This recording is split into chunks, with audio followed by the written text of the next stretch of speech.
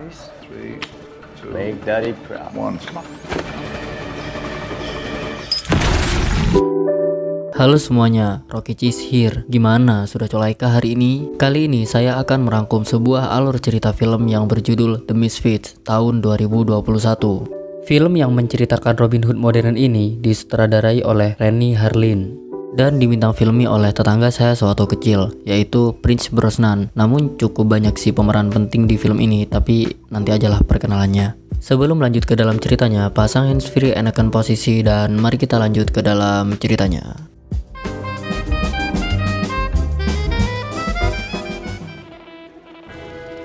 Scene diawali dengan sebuah cerita bahwa dalam 5 tahun terakhir ada 19.000 lebih kasus perampokan yang dilaporkan kepada FBI.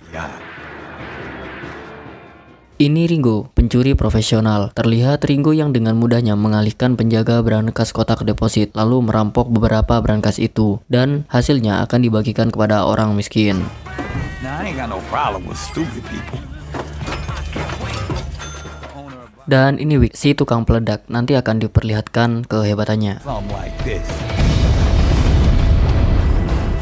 Dan ini Violet, wanita berdarah dingin yang suka membunuh pria. Anything. Mereka bertiga adalah kelompok The Misfits, Robin Hood masa kini, atau perampok yang hasil rampokannya akan disumbangkan kepada orang yang kurang mampu. Kalian pasti tahulah. Mereka dipertemukan oleh seseorang yang mengirim bucket kepada mereka bertiga yang menyebut dirinya sebagai pangeran. Yang mana pangeran, lanjut dulu. It was an offer to step up our game. Scene berganti ke penjara Waverly, Los Angeles. Ini Skulls, orang kaya yang mempunyai beberapa penjara di negaranya. Ia mencari tahanan yang bernama Richard Pace yang nantinya akan dipindahkan ke penjaranya sendiri karena Richard Pace ini telah menggoda istri dari Skulls. Ketika sampai, Skulls terkejut karena Pace tidak ada di selnya, yang ternyata Pace telah kabur dari penjara itu.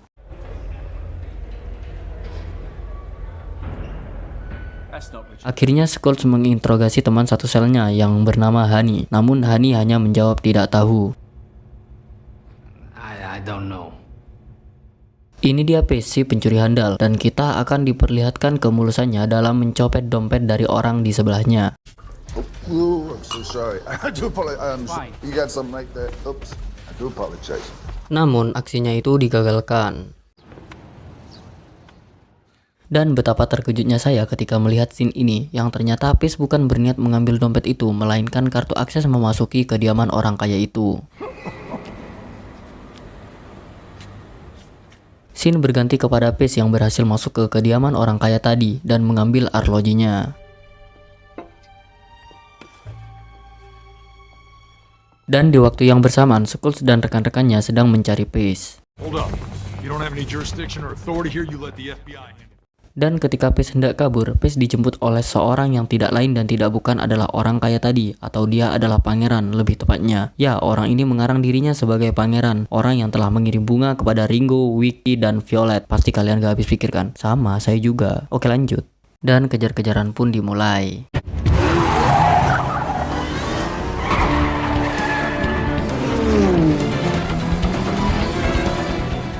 Pangeran membawa Pace pada rekan-rekannya dan akhirnya mereka dapat meloloskan diri dengan menggunakan pesawat.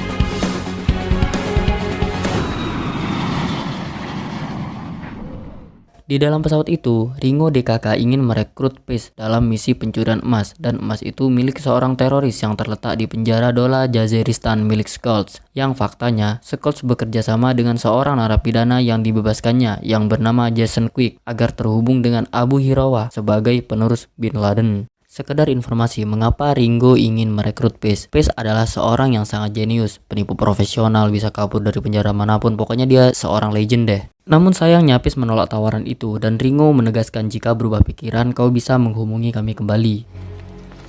If that changes, and it won't, none of you will make the cut.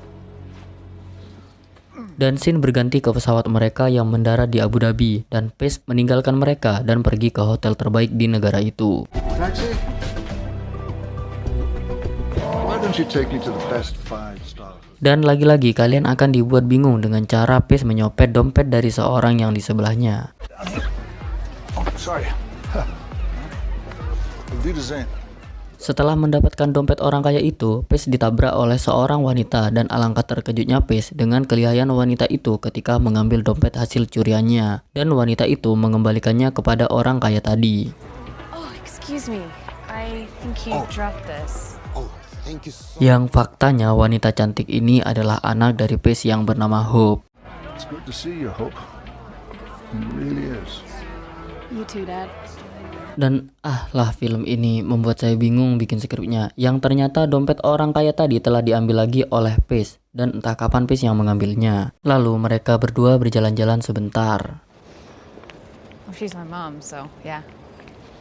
How is she?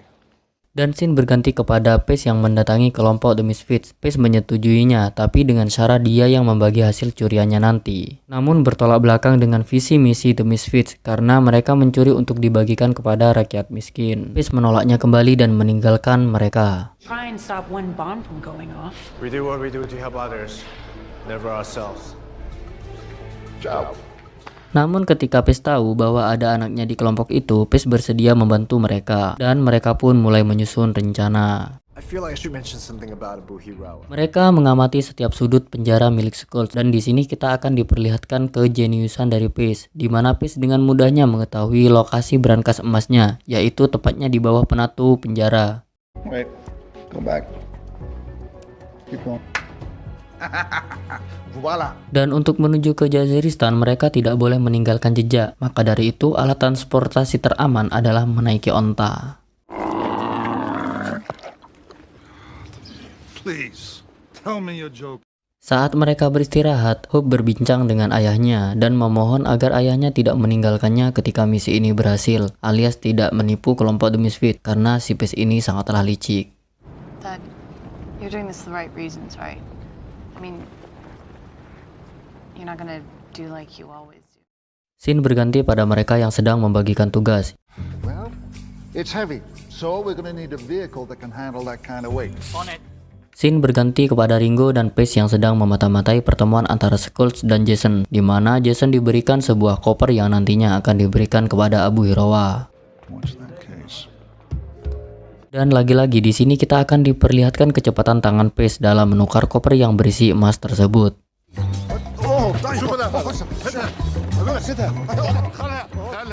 Karena emasnya telah dicuri, Abu Hirawa tidak percaya lagi kepada Skulls. Akhirnya Abu Hirawa sendiri yang akan datang dalam waktu 3 hari ke depan untuk mengambil emas-emasnya yang berada di penjara Skulls. Dan percakapan mereka disadap oleh Violet dan Pace. What's that then? Dan tim harus mencuri emas itu sebelum Abu Hirawa datang. Before they get there. We can't go into this thing half-cocked. Scene berganti kepada Ringo yang menyamar menjadi petugas kesehatan dan mengecek kelayakan dapur penjara. Dan ini adalah Abdullah, kepala sipir penjara yang dihasut oleh Ringo agar supaya mengirim alat pemanas yang baru. Akhirnya, kepala sipir penjara menelpon perusahaan Pacific Industry untuk mengirim pemanas yang baru. Namun perusahaan Pacific Industry telah dihack oleh Pace dan yang akan mengirimkan pemanasnya adalah Pace pada besok sore. Hello, sir. This is Pacific Industrial here. I'd like to apologize for the mix-up we had. Di waktu yang bersamaan, Violet yang merayu kurir Pacific Industry dan mengambil truk Pacific Industry agar seolah-olah pemanas yang dikirim tim mereka tidak mempunyai kejanggalan sedikit pun. Scene berganti keesokan harinya, di mana Pace dan Wick yang menyamar menjadi kurir pemanas Pacific Industry, dan Ringo yang memaksa kepala sipir untuk menandatangani izin formulir atas pemanas yang baru. Sumpah tolol bedah si kepala sipirnya. Dan ketika Pace melewati ruangan dapur, Pace melihat sebuah patung burung yang bertuliskan nama Skulls. Di situ pula Pace merusak sedikit patung burung itu. Bukan tidak ada maksud ya Pace merusaknya. Buat apa? Oke, lanjut dulu.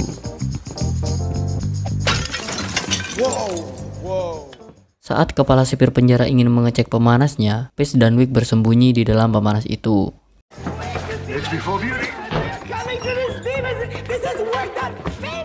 Dan kali ini mereka menyamar menjadi napi yang bertugas di bagian dapur dan meracuni makanan para napi lainnya. Dan akhirnya semua napi pun keracunan.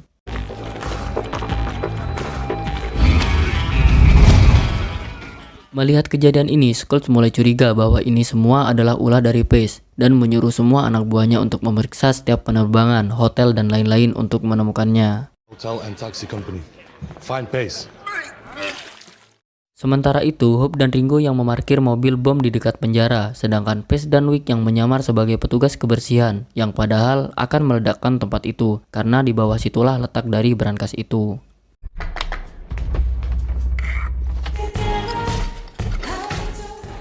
Di sisi lain, Ringo yang lagi-lagi mengelabui Abdullah dengan menyamar menjadi petugas dari kantor gas beracun, yang akan mengecek para napi yang keracunan. Nobody yet. See, I have to test. Dan scene kembali lagi ke Pace dan Wick yang akan meledakkan tempat itu. Dan mobil bom tadi adalah sebuah pengalihan agar supaya ketika Wick meledakkan tempat itu bersamaan dengan mobil bom tersebut dan petugas lain akan teralihkan.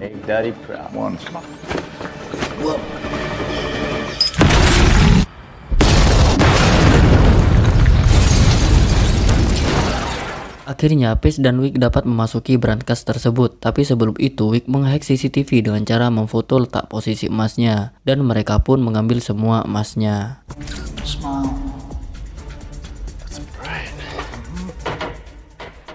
Ketika Skulls melihat CCTV brankasnya terlihat baik-baik saja, dan ketika Skulls mengecek brankasnya telah kosong. Total lockdown. Ketika Skulls mencari para perampok itu, tiba-tiba, satu emas jatuh dari brankar. Akhirnya Skulls memerintahkan untuk menyetop dan mengecek semua ambulan kepada anak buahnya, yang padahal itu semua hanyalah pengalihan.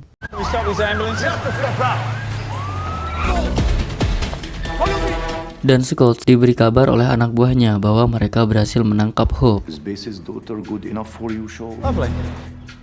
Dan di sini Skulls sangat dipermainkan oleh mereka habis-habisan. Habis mencurigai brankar dan mengecek semua ambulan, sekarang Skulls curiga kepada mobil dari petugas gas beracun. Akhirnya Skulls mengejar mobil petugas gas beracun itu.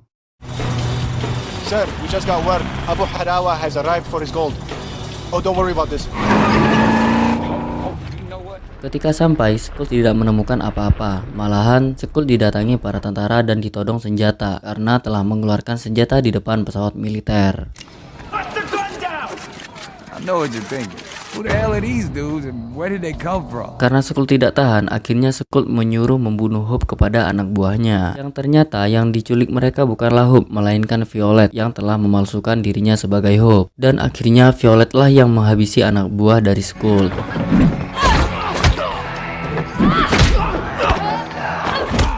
Dan kita akan diperlihatkan kemana sebenarnya emas itu disembunyikan dan dibawa pergi. Dan kalian akan paham apa fungsi dari pemanas dan mengapa Pace merusak patung burung di awal scene tadi. Pemanas itu akan melelehkan emas-emasnya yang nantinya akan dibentuk seperti patung burung.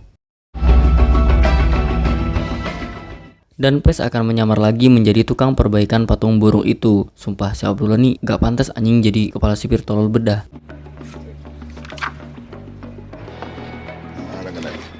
Dan di waktu yang bersamaan, Abu Hirawa datang untuk mengambil emasnya yang sudah hilang. It's okay. I believe. Scene berganti ke sebuah berita yang tidak memberitakan sebuah perampokan emas sedikit pun. Karena apa? Ya karena emas-emas itu milik teroris, yang mana mungkin teroris melaporkan kepada pihak berwajib. Make sure it ain't reported. Dan scene berganti kepada kelompok The Misfits yang akan melihat emasnya di dalam mobil. Di sini Hope mulai panik dan mencurigai ayahnya telah membawa kabur emasnya karena yang ada di dalam mobil itu hanyalah patung burung. I have a terrible feeling he's not. Tapi tiba-tiba Pace muncul bersama emasnya itu dan berkata, I cleaned it up a little. Scene diakhiri kepada mereka yang merayakan keberhasilannya, dan seperti visi misi mereka, The Misfits mendonasikan sebagian besar dari hasil rampokannya sebagai tanpa nama kepada pengungsi Zataria akibat perang.